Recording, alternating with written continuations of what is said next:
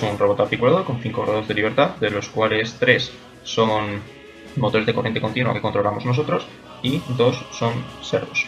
A esta segunda falange, por medio de esta pieza impresa, va acoplado este perfil de aluminio comprado para este modelo de este primer servo. A este va atornillado por medio de esta pieza de plástico el segundo servo.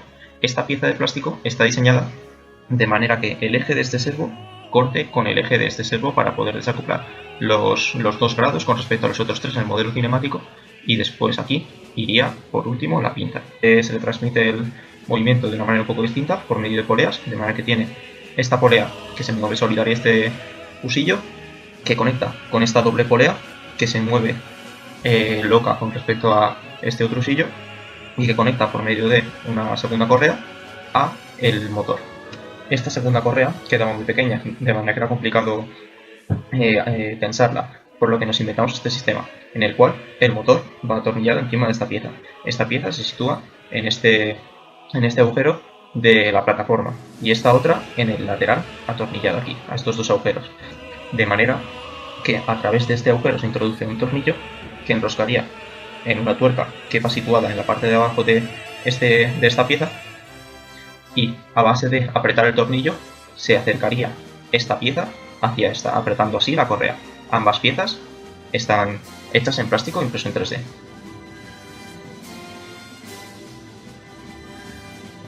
Tiene un total de 5 grados de libertad distribuidos en un giro en Z en torno a la base, un giro de rotación para el hombro del robot, otro giro de rotación para el codo del robot, 2 giros en la muñeca y otro servo adicional para abrir y cerrar la pinza.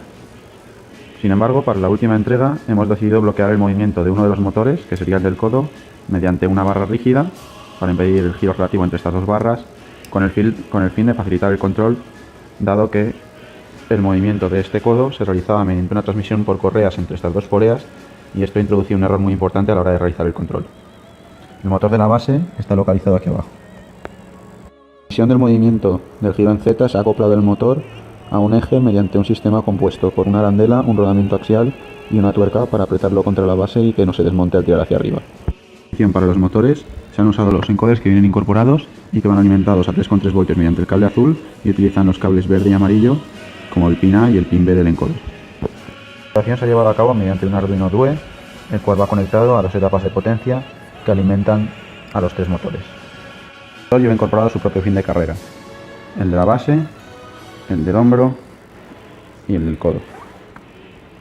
La transmisión del codo se llevaba a cabo mediante un mecanismo de transmisión de 2 poleas dentadas que iban comunicadas mediante correas dentadas también, que sería una aquí y otra aquí. En esta entrega, como se ha dicho, están desmontadas para facilitar el control del robot. El hombro se ha llevado a cabo acoplando el motor a un eje. El modelo cinemático directo se ha obtenido mediante el método de Navier-Hartender. Para ello, se han colocado los ejes según los criterios especificados en el método, tal y como podemos ver en la figura. A continuación, hemos obtenido la tabla de parámetros θ, d, a y alfa. Para obtener las matrices de Navier-Hartender, hemos implementado una función en MATLAB y hemos procedido a sustituir los valores. Tras multiplicar las matrices entre sí y simplificarlas, llegamos a la matriz. El modelo cinemático inverso se ha obtenido a partir de consideraciones geométricas. Debido a que los 2 últimos ejes de las últimas articulaciones de la muñeca se cortaban en el mismo punto, hemos podido aplicar desacoplamiento cinemático respecto de las últimas 2 articulaciones. Hemos procedido a posicionar el punto P3, es decir, el extremo de la muñeca, mediante las articulaciones Q1, Q3 y Q2 sucesivamente. A continuación hemos posicionado y orientado el extremo de la pinza mediante los grados de libertad Q4 y Q5. En el modelo cinemático inverso aparecen los parámetros X1 y X4, los cuales son las orientaciones en el espacio de los sistemas de referencia de las articulaciones 1 y 4, los cuales deben obtenerse a partir del modelo. Puede observarse que existen múltiples soluciones en el modelo cinemático inverso del robot, en las articulaciones del codo y los 2 grados de libertad de la muñeca. Debido a limitaciones del campo de trabajo del robot y de los propios servos, se han tomado siempre las soluciones menores de 180 grados. También existe un único punto singular siempre que el extremo de la pinza del robot se alinea con el eje Z de la base. Esto se debe a que una rotación en Z de la base en ese punto singular no provocaría que el extremo de la pinza se mueva. Por lo tanto, habríamos perdido ese grado de libertad. En la práctica, esto no afecta al movimiento de nuestro robot, ya que ese punto no estará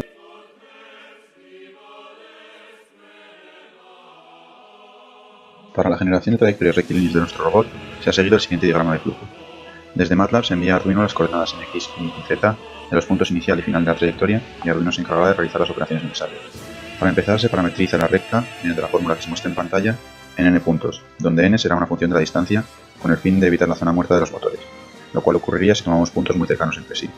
Se intentará maximizar el número de puntos de interpolación de tal forma que la precisión sea lo más alta posible. Después, pasaremos de coordenadas cartesianas a coordenadas articulares para cada uno de los puntos de articulación, empleando para ello el modelo cinemático inverso.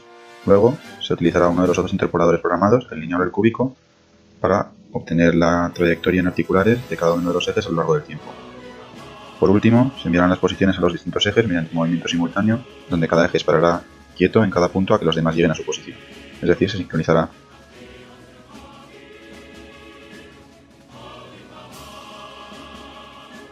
A continuación presentamos el diagrama de control de nuestros motores. Nuestro robot tiene un total de 3 servos para los 2 giros en la muñeca y el amplíceros de la pinza que se han controlado mediante la librería servo de Arduino, así como otros 3 motores con control en cadena cerrada que se han controlado mediante el siguiente diagrama de control. Para la puesta a cero de cada motor, lo primero que se hace es girar en la dirección del end-stop hasta que se activa la bandera de reset al pulsar el end-stop. A continuación, se procede a una puesta a home, la posición definida de reposo en el modelo cinemático directo.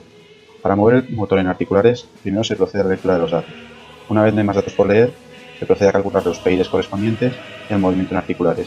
Este proceso se repite hasta que se ha alcanzado la posición final. Para el movimiento y actualización de posiciones mediante los encoders, se han definido 3 interrupciones, una para cada motor.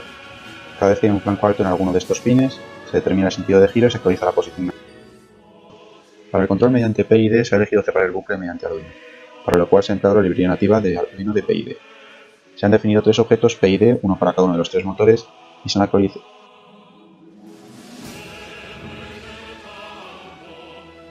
A continuación vamos a proceder a explicar nuestra interfaz de MATLAB. Como decíamos en entregas anteriores, nuestra interfaz incluía un bloque con el que controlábamos la conexión con el Arduino, además de un sistema de pestañas que incluimos en la última versión. En la primera pestaña disponíamos de una serie de bloques con los que podíamos enviar la posición final a cada motor, así como un botón de reset para hacer cero la posición de los encoders y mandar el robot a la posición home. En la segunda pestaña incluíamos los sliders que explicamos anteriormente, y esta vez hemos incluido un bloque para controlar el ángulo una vez se cierra la pinza. De esta forma podremos elegir el tamaño del objeto que queremos coger.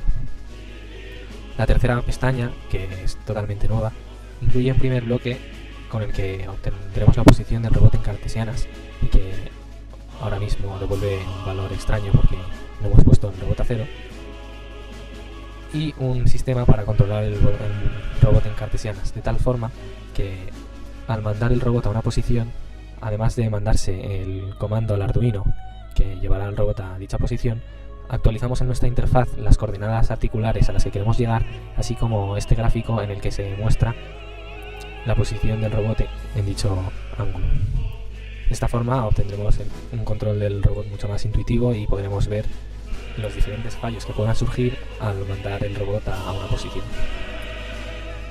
Hemos incluido también una cuarta pestaña en la que podemos ver los comandos que se intercambian con el Arduino en todo momento, así como poder mandar nuestros propios, como puedan ser comandos nuevos que no hayamos incluido en la interfaz.